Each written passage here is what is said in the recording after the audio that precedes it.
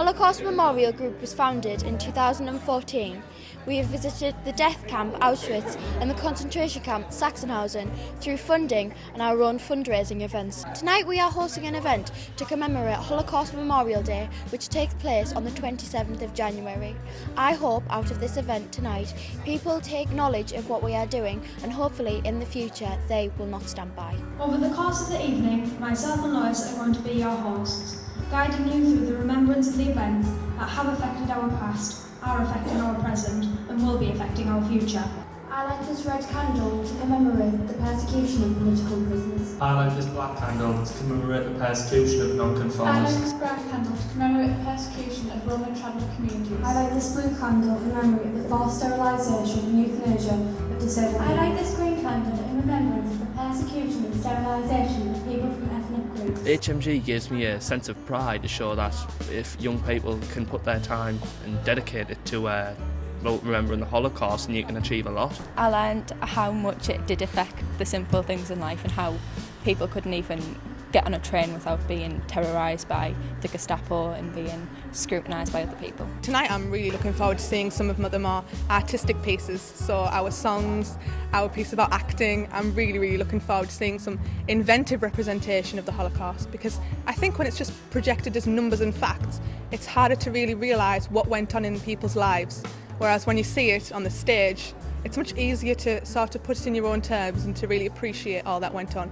I'm just really looking forward to getting the message across tonight. It was massive, and we always say how horrific it was, and the Holocaust Memorial Day is to remember and learn from our own mistakes, yet there's so much going on in the world, so much that has gone on, that we haven't learned from it, and we really need to start. As a youth work team, it's an absolute privilege to support young people who are so passionate about educating others around the Holocaust and subsequent genocides and promoting tolerance in society. The young people have worked really hard over a 12-month period, and tonight is a culmination of all of that work. I'm really looking forward to tonight, for it all to come together and for people to appreciate the young people and the hard work that they have put into it. It's been a long journey, it's been hard, but I'm sure tonight the fruition of the hard work will come shining through. I'm excited to be able to represent the Holocaust and to be able to introduce all of our acts, to be able to introduce our guest speaker, Gabrielle Keenan, Chris Simmons, Mayoress Mary Fleet, to be able to introduce all of the people who are here tonight, who really are here to remember the Holocaust and to remember its victims. I think it's a big deal for me to be able to stand up there and to say, this is what we're about, this is Holocaust Memorial Group. The play is about a German girl who is in love with a Jewish boy, but because of Hitler's anti-Semitism, it forbids them to ever be together. Alf, it's been a while. Excuse me. Wait, I'm sorry, miss, you won't be bothering anymore. Not another word, you. No, please, it was my fault. I know. It was written by Annabelle Napper, who's a big part of the Holocaust Memorial Group. She's leaving this year to go off to university, so we wish her the best of luck. And they shot me before we left. And I did nothing. I just stood and I just watched.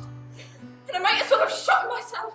We went up to Preston to meet Lady Milena, and she was a very hospitable woman. She fed us a lovely meal, and then we interviewed her and we chatted about the past, and then we had it filmed, and it's going to be shown tonight at the event, which is I'm really looking forward to. Will we be judged as those people who could help but won't, by our children, by those in need, and by the history books? We call upon you all now in order to prove to the world that we are good, are compassionate, and are loving. Fighting fire with fire is not the answer. Let's try to be the human beings that we are, and let's not stand by. Well, the main thing about Lady Milena is she's sort of here because someone didn't stand by, so it fits perfectly with the theme that we're trying to get across this year. My father disappeared. He had been deported from Vienna, put on a cattle truck, and taken to a Jewish ghetto in Poland. I'm here tonight to tell you about the people who didn't stand by when I was in need. Gabrielle Keenan is a survivor of kinder transport, and her father was put in Auschwitz, and she's going to share her personal story with us tonight. We were allowed one suitcase and one soft toy. With that we had to board the train. The windows were closed, the doors were locked, and as the train drew out of Vienna, I could see my grandmother waving, smiling. and blowing me a last kiss. I admired her courage. Now I can admire her courage because I couldn't do that. I have grandchildren now, and I couldn't do that. I wouldn't have the courage to do that. She was sending me to a strange country, to strange people, a country I didn't know the way of life, I couldn't speak the language, and we didn't know whether we would ever meet again. I'm Sarah Dennis. I've been working with Joe Solo, Gary Miller, Brian Barnes and Sarah McCluskey with a group of young people from Throston Youth Project to create their own original song about the Holocaust.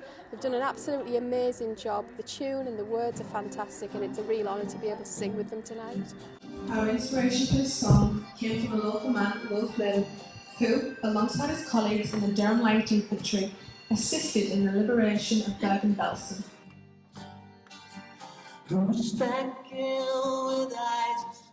One of the great things about the policy chair position that I hold in Hartlepool Council is that it brings me into contact with the work of many groups of young people who work extremely hard to raise our awareness of issues that are really important to them.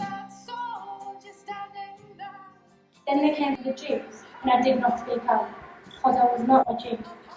Then they came for me, and there was no one else left to speak out for me.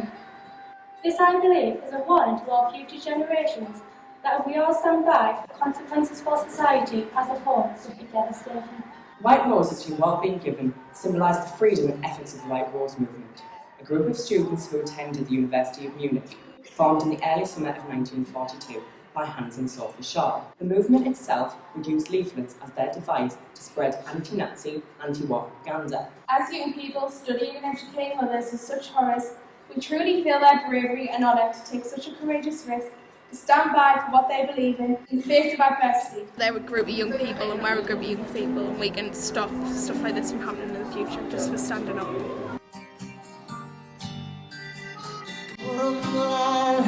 God that bless for the blessed and blessed. Oh, I'd seen death, but this was worse.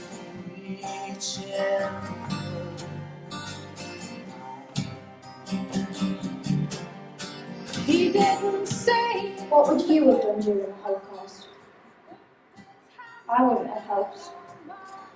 Fear is a powerful thing, and I've seen the pictures and heard the stories about what happened to those who opposed the Nazi regime. In order to protect myself and my family, I wouldn't have had the courage to step out and help others. But throughout the history of the world, stories can be found about those who didn't stand by. Not standing by is such an important thing, because it means life could still be valued as much as life should, regardless of origin, ethnicity, or religion.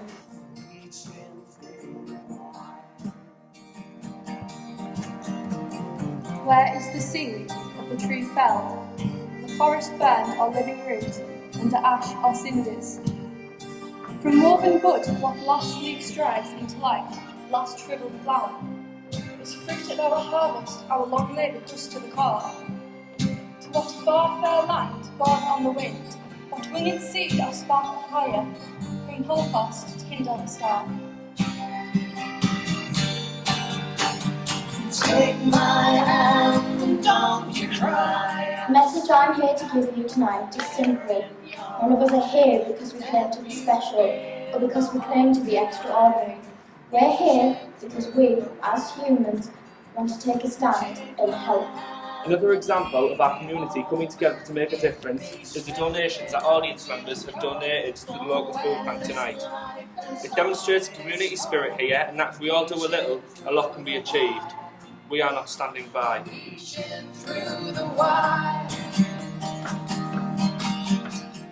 Thought the evening was incredibly moving and powerful. The creative elements that the young people brought to it were really moving, and connecting it to current day situations is critically important, and the message of don't stand by came through loud and clearly. It was a very poignant event, well led by young people. The participation of the young people was fantastic.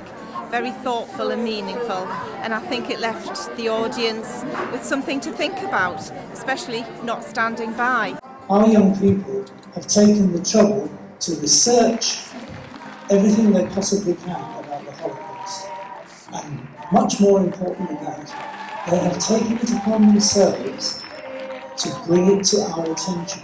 11,000 refugee children came to this country, were taken in by people. People didn't stand by. We really need to stand by and stop stuff like this from happening. It's now our generation at the end of the day. Like, people our age are going to be the ones that stop it from happening. It was well done, and I congratulate the young people, the way they presented it. It showed that we mustn't, as they said, allow this to happen again. I thought the Holocaust Memorial event tonight was absolutely fantastic and really put into perspective what people went through and continue to go through. And I think I'm going to take away the fact that people really, really do matter, and it's important to stand up for people, you know, even if it's sometimes a little bit difficult. I thought it went really well, and I really enjoyed being a part of it. I think it was an eye-opener to a lot of people, and we taught a lot of people things they didn't know about the Holocaust, and I hope, like the theme, that in the future they don't stand by when somebody needs the help. Really, if you've got any sense and you see that anyone's in trouble, you try and help them. It's as simple as that.